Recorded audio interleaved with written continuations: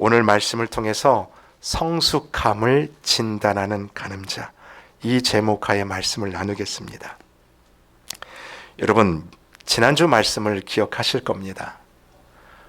우리가 가지고 있는 하나님이 주신 믿음 때문에 바늘이 가면 실이 가듯이 우리의 삶을 자연스럽게 따라 나오는 것, 그것이 액션이라고 말씀드렸죠. 믿음에 맞는 그 행동들이 우리의 삶을 통해 열매로 맺어집니다. 그리고 그 열매를 보면서 그 사람이 어떤 사람인지가 드러나게 돼 있죠. 여러분, 이 뜻이 뭐냐면 숨길 수가 없다라는 거예요. 좋을 때, 편할 때는 괜찮겠지만 결정적인 때, 그때는 반드시 이 안에 있는 것들이 드러날 수밖에 없다라는 것을 우리가 이야기를 했습니다. 여러분, 제가 살고 있는 집 주변에 보면 이 과실나무를 심은 집들이 꽤 되더라고요. 그래서 그 주위를 돌아다 보면 과실나무들이 많이 있는데 저 같은 사람은 말을 해줘도 그게 어떤 나무인지 잘 모르겠더라고요. 다들 비슷비슷하게 생겼어요. 그리고 나뭇잎들이 서로 다르다라고 이야기를 하는데 제가 볼 때는 다 똑같은 나무 같아요. 그래서 어떤 나무가 어떤 나무인지 구별하는 게 쉽지 않습니다. 특별히 과실수 중에서 여러분, 이 사과나무하고 배나무는 구별하기가 좀 쉽지 않다라고 하더라고요. 그래서 그것을 잘 아는 사람 외에는 이게 사과나무구나, 이게 배나무구나 쉽지가 않습니다. 근데 여러분, 저같이 이 과실나무에 대한 지식이 전혀 없는 사람이라 하더라도 이 나무가 어떤 나무인지 분명히 알 때가 있죠. 언제 알 수 있습니까? 그 나무에 열매가 맺힐 때 보면 그걸 알아요. 여러분, 나무에 꽃이 피지요. 그리고 그 꽃이 떨어지면 그 자리에 열매가 생깁니다. 근데 여러분, 작은 열매가 생길 때는 잘 모릅니다. 중요한 게 이거예요. 그 열매가 점점 커지면서 자라기 시작하고 그 과실수들이 차츰 연결어가는 시간의 과정을 지나다 보니까 그 결과가 뭐예요? 저게 아보카도구나, 저게 사과나무구나, 그걸 우리가 분명히 알 수 있다는 거죠. 그 중에서도요, 저희 집 근처에 정말 열매가 맺히면 향기로운 향까지 나는 나무가 있어요.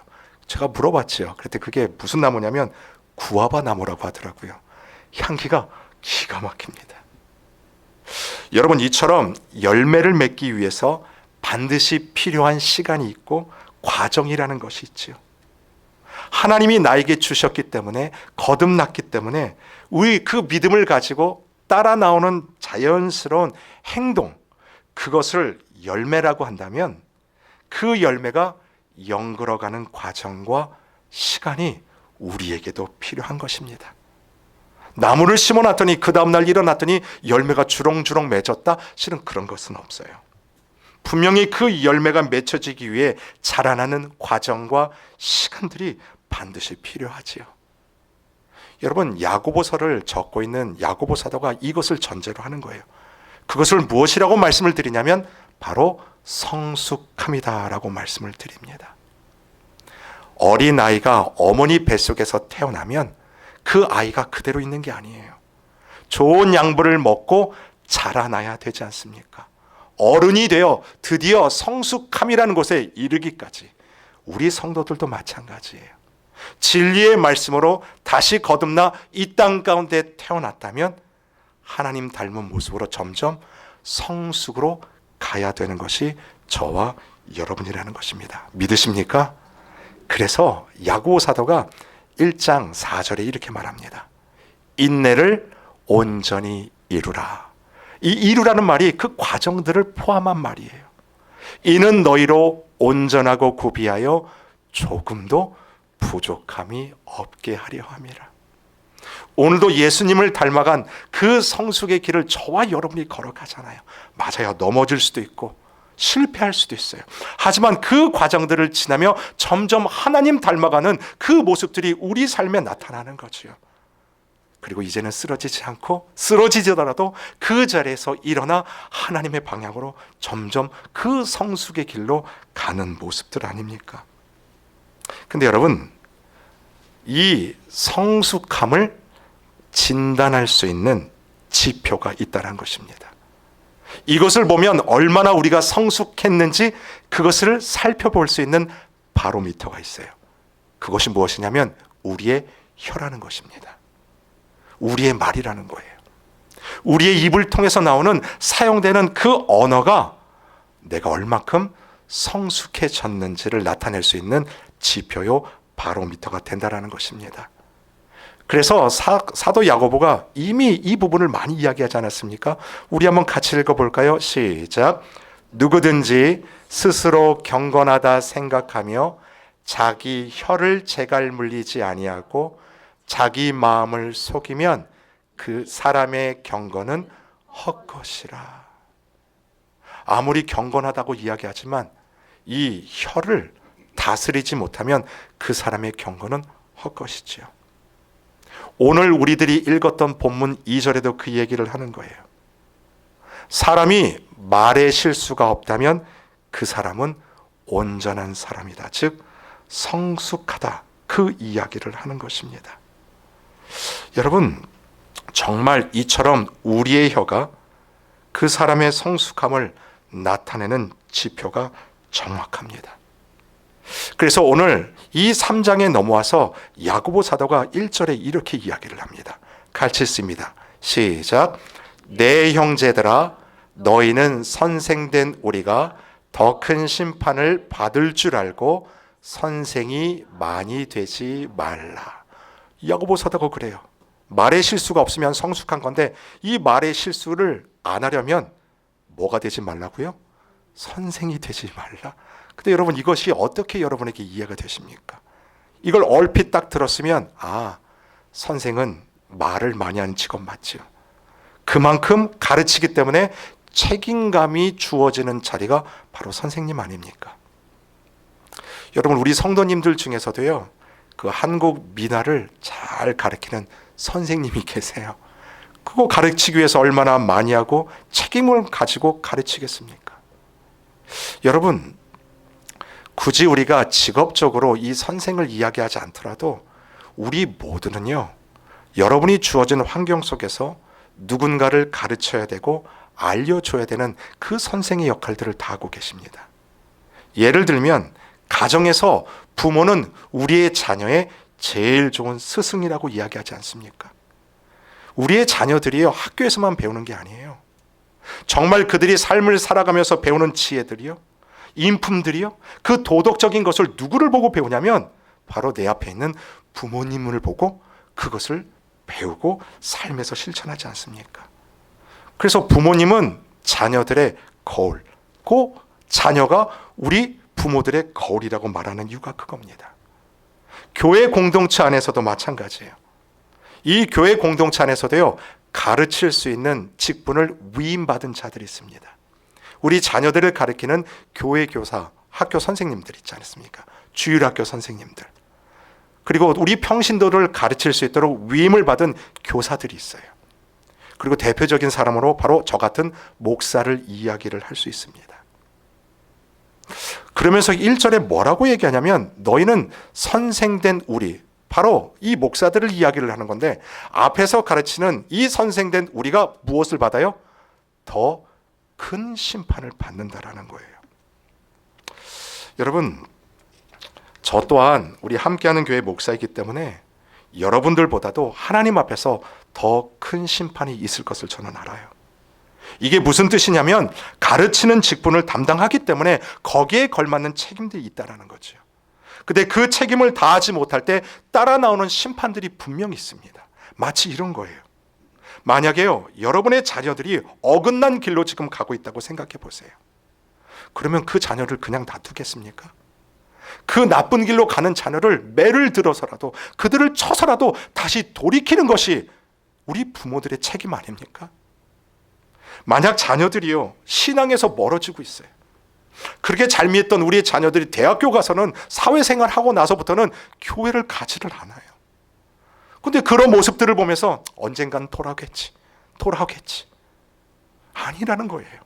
그 자녀를 보면서 울며 기도할 뿐만 아니라 그 자녀들이 다시 신앙 안으로 돌아올 수 있도록 노력하고 책임지는 것이 우리의 부모들의 책임 아닙니까? 근데 여러분, 이게 쉽던가요? 어렵지 않습니까? 이 일들을 감당하는 게 너무 쉽지 않고 너무나 큰 책임감이 있다는 것을 우리는 다 알고 있어요.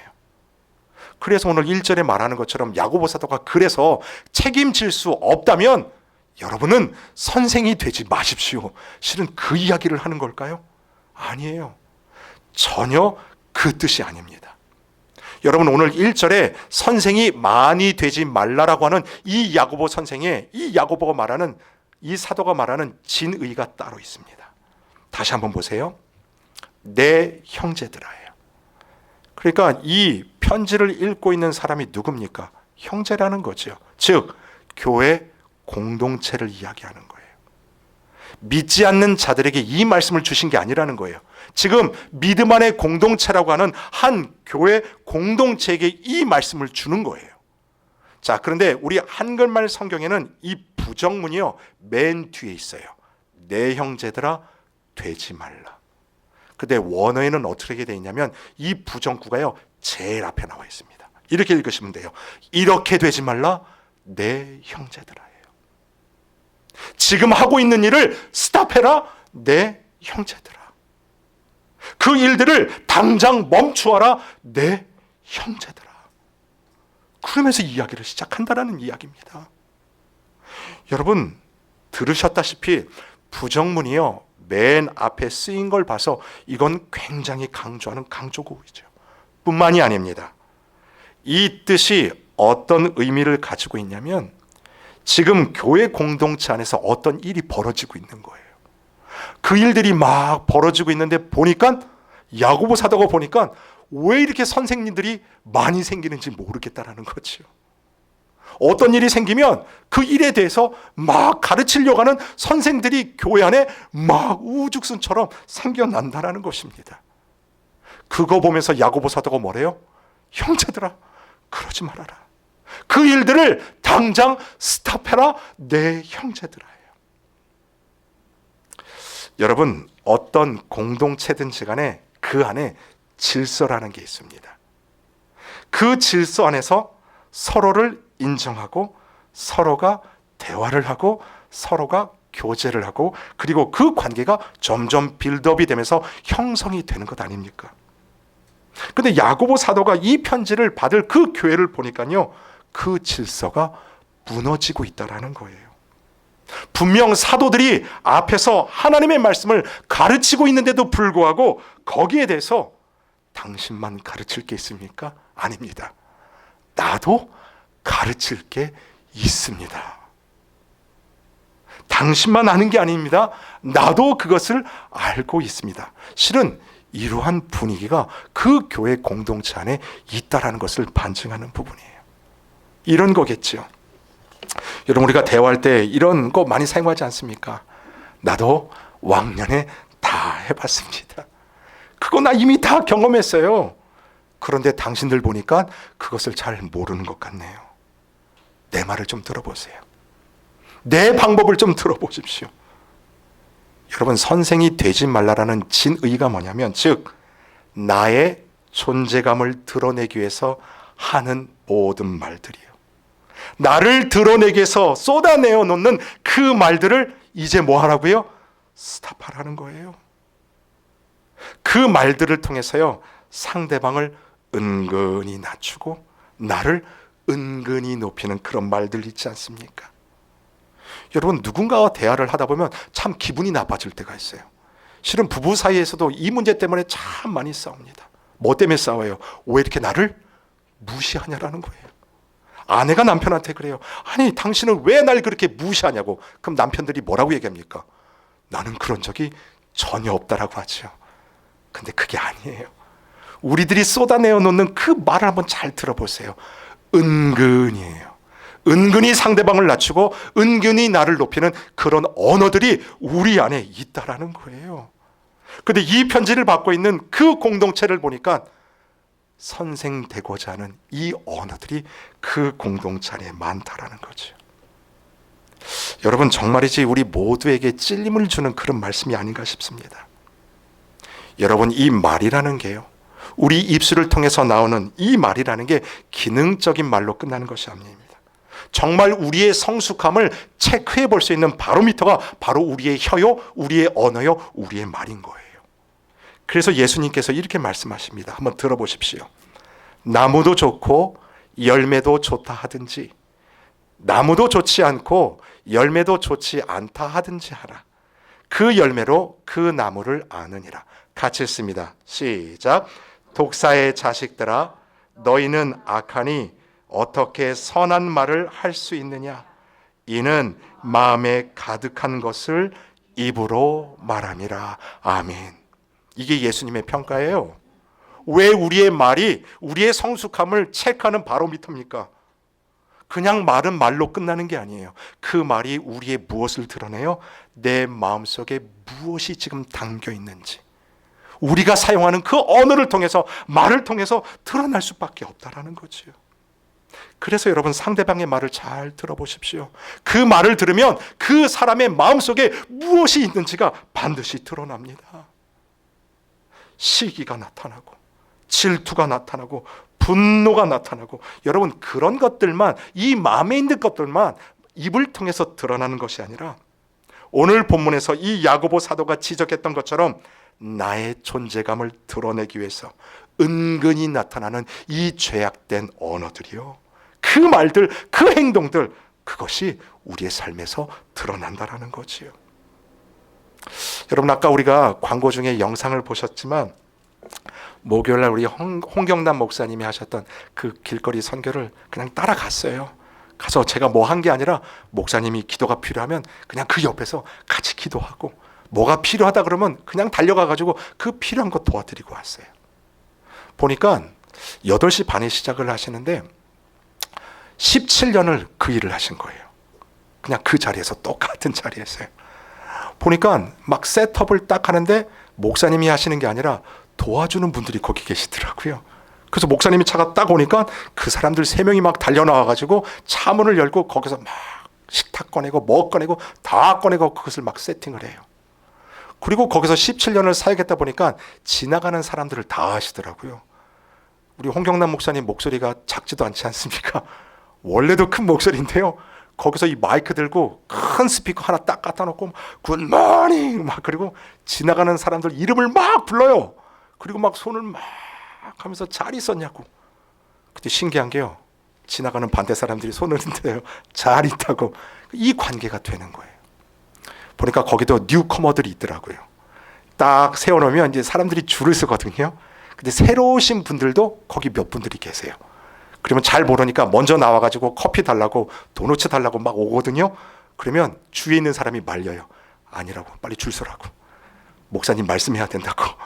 그래서 아까 전에 보셨던 영상처럼 그때부터 목사님이 막 하면서 하나님, 예수님, 그리고 인간의 죄가 뭔지를 얘기하고 성령님 얘기하고, 그래서 우리한테 메시아가 필요하다, 이 사역일을 정말 한 10분 안에 쫙 메시지를 전해요.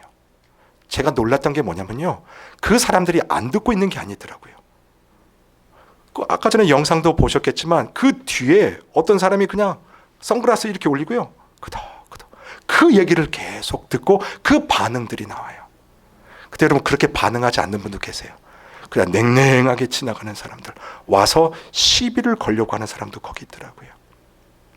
아까 전에 그 기도할 때 제일 먼저 나오셨던 분이 누구냐면 그 백팩하고 그 캐리어를 끌고 오신 분이 계세요. 그러면서 오시면서 그냥 자기를 위해서 기도해 달라고. 그래서 무슨 기도를 해드릴까요? 목사님이 물어보니까 오하이오에서 이 스키드로로 온 지 5일이 됐대요. 그러면서 정말 이곳에서 내가 잘 정착할 수 있도록 목사님 기도해 주세요. 그 목사님이 그걸 놓고 막 기도를 막 합니다.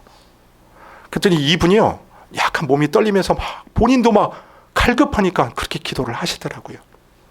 그리고 기도가 끝나고 눈을 떴어요. 그리고 목사님이 물어봤어요. 5일 됐는데 어떠냐고. 그때 갑자기 이분이 자기가 뭐가 필요합니다 이야기를 해요. 그랬더니 이 홍 목사님께서 17년 동안 사역을 했으니까 그 근처에 어떻게 하면 도움을 줄 수 있는지 너무 잘 아시더라고요. 그랬더니 아침 몇 시에 저기 가면 밥을 줄 것이고, 그리고 룸이 필요하면 녹색 건물 가면 거기에 어떤 사람이 도와줄 거라, 그것들을 친절하게 거기서 다 이야기를 해요. 여러분 거기에 한국 분도 계시더라고요.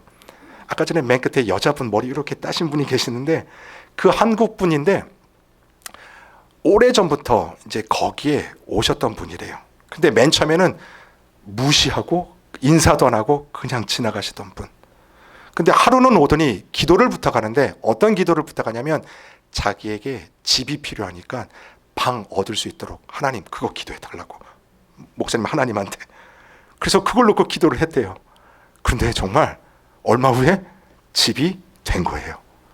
근데 목사님이 뭐라고 그러시냐면 보통 그렇게 되면 그 다음에 사람들 안 오신대요.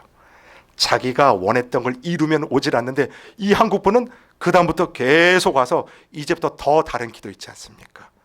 이거 위해서 기도해 주세요. 저것 위해서 기도해 주세요.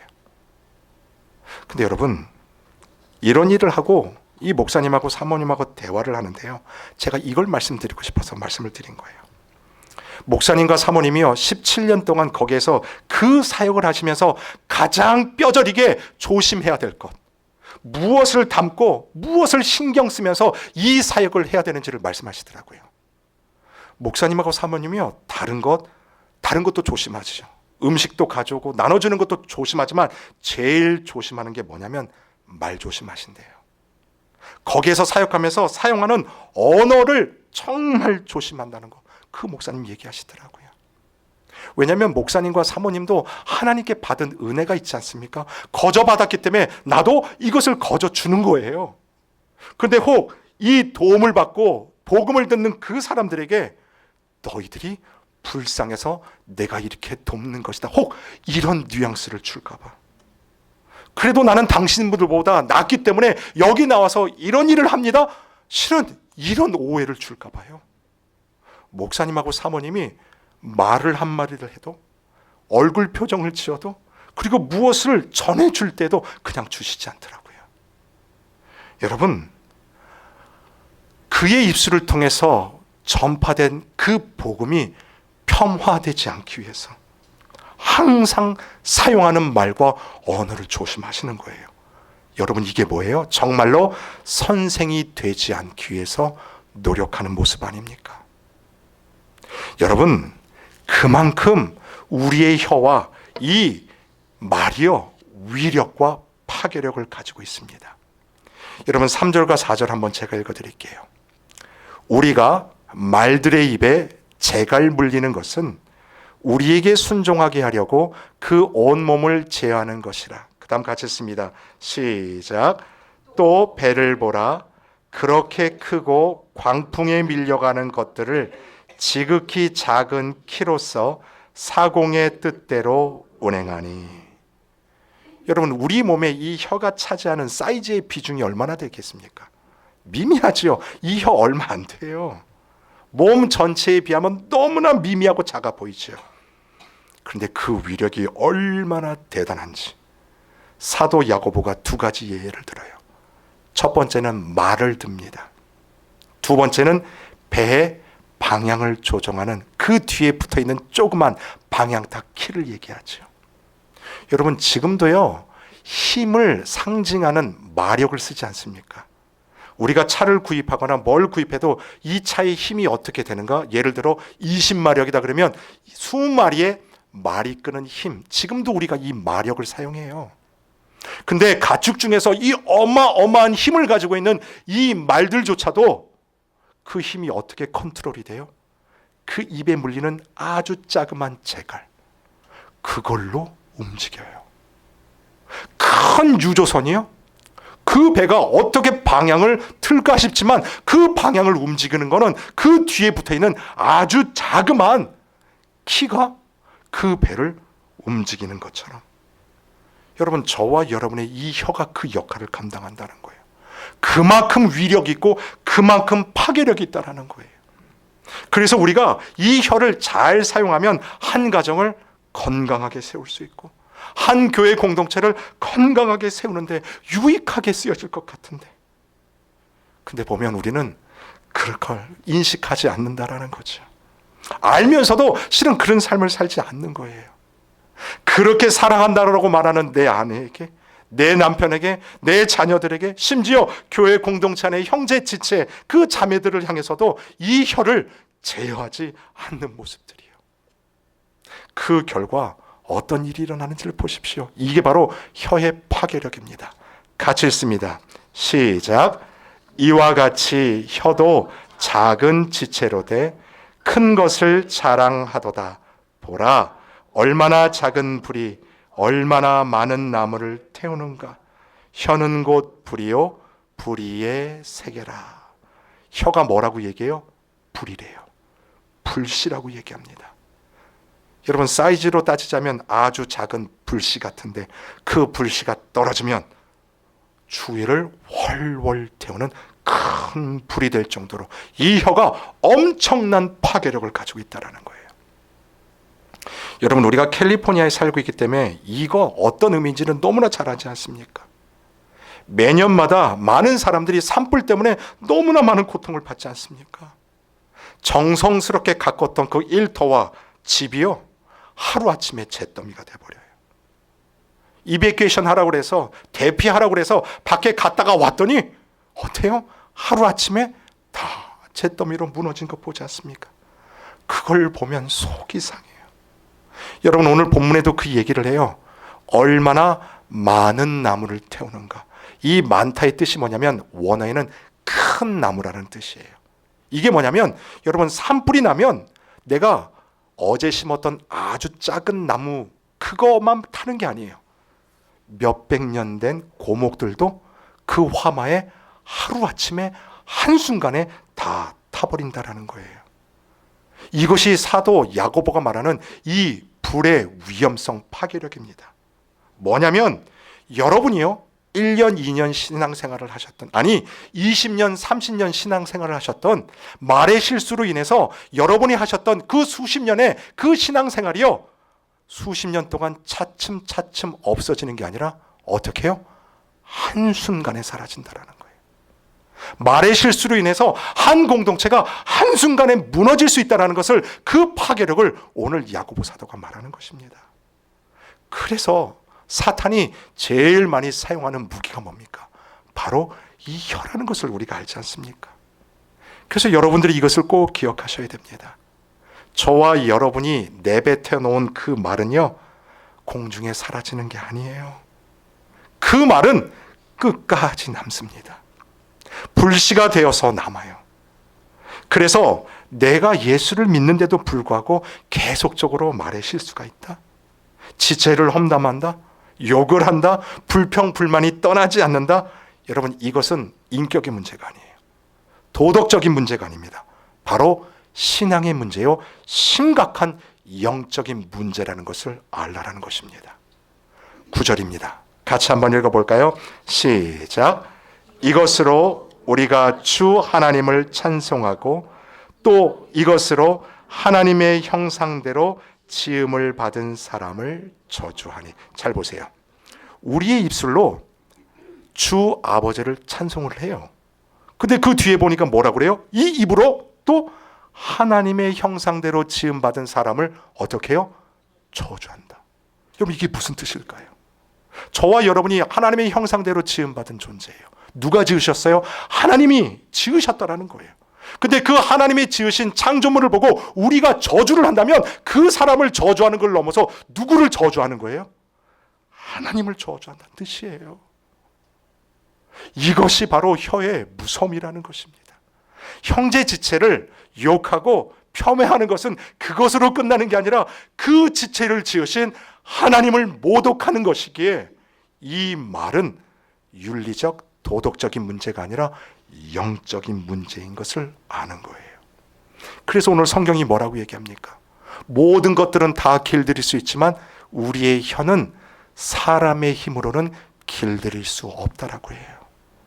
그렇다면 여러분, 이 혀, 내 혀가 어떻게 길들여질 수 있을까요? 이걸 한번 따라해 보셨으면 좋겠습니다. 한번 따라해 보시죠. 복음으로 혀를 길들이자. 아멘. 그렇죠. 복음으로 혀를 길들이는 거예요. 천방지축으로 막 날뛰던 그 말들도 재갈을 딱 물리면 주인이 원하는 대로 순종을 하잖아요. 날뛰는 내 입술, 이 혀를 무엇으로 재갈 물려야 돼요? 바로 하나님이 날 낳게 하신 진리의 말씀이에요. 그 진리의 말씀으로 우리도 우리 입에 재갈을 물리고 누구의 뜻대로요? 하나님이 원하시는 뜻대로 사는 것. 그것이 바로 우리가 혀를 길들일 수 있는 유일한 방법입니다.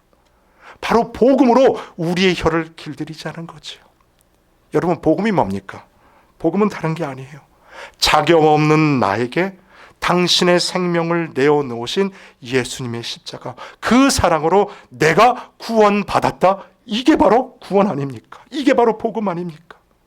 그러니까 내 옆에 있는 지체들을 볼 때마다 무슨 생각해요? 그 생각하라는 거예요. 내 남편을 보면서, 내 아내를 보면서, 내 자녀들을 보면서, 우리 교회 식구들을 보면서 그들 모두는 내가 받은 그 하나님의 은혜를 받은 동일한 은혜 받은 아들과 딸입니다. 그거를 늘 연습하라는 거예요. 우리가 하나님이 주신 그 믿음이 나에게 있기 때문에 그 액션들이 여러분 삶 가운데 그 액션들을 늘 연습하고 갈망하는 것이죠. 여러분, 우리 아내들에게 좀 말씀을 드릴게요. 남편들이 그렇게 마음에 안 드시죠? 그렇지 않습니까? 그러면 여러분, 왼수같이 쳐다보지 마시고요, 그 남편을 보면서 마음속에 좀 이런 마음 좀 가져보세요. 주님, 저 남편도 하나님 형상 닮은 존재입니다. 항상 한번 그렇게 한번 생각해 보세요.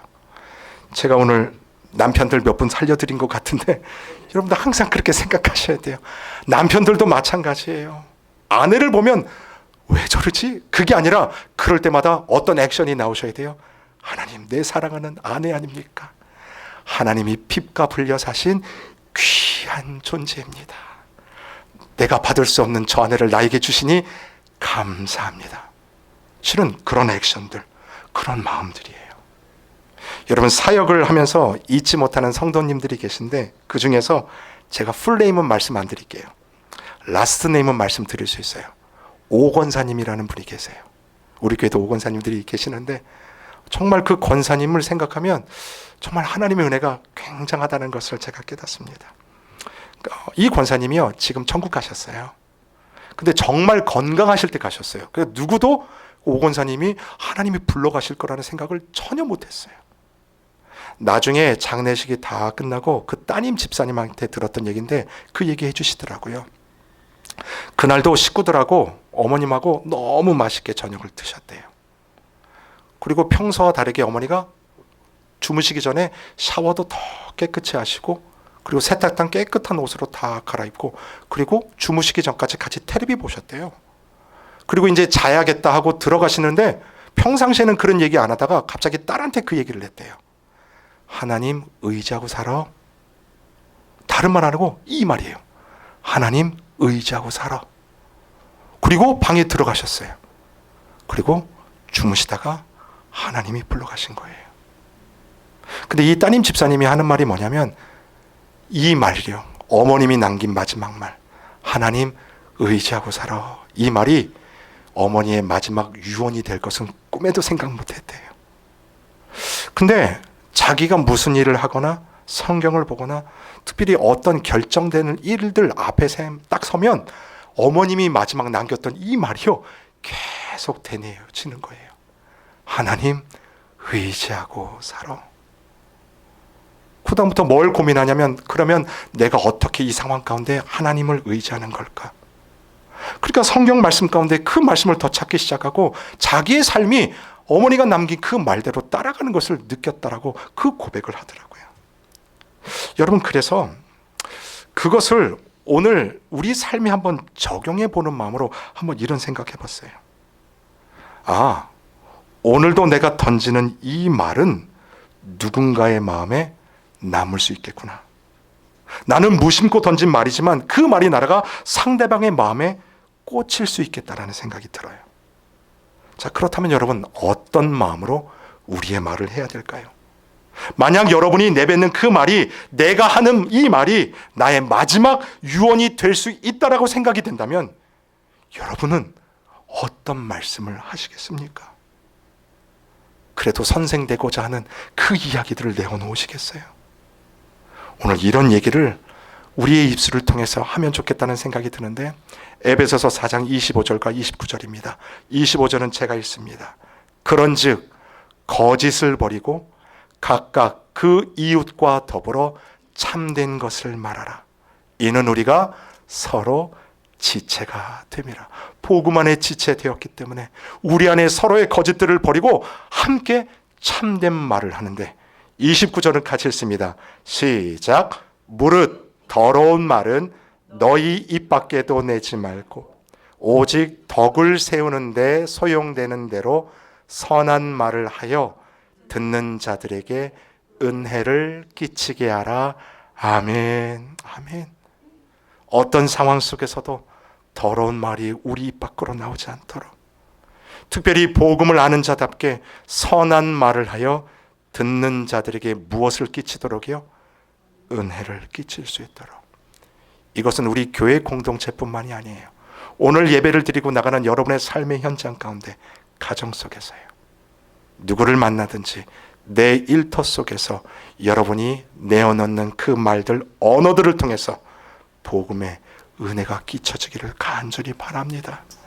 이것이 바로요, 우리의 날뛰는 이 혀를 복음으로 길들이는 방법이 될 것입니다. 그래서 우리가 일주일의 삶에 이 숙제도 한번 해보시죠. 하나님, 우리의 언어를 통해 사람을 살리며 은혜를 끼치는 말들이, 하나님의 말들이 나오게 하여 주시옵소서. 그 은혜로 살아가는 여러분 되시기를 주님의 이름으로 축원을 드립니다. 아멘.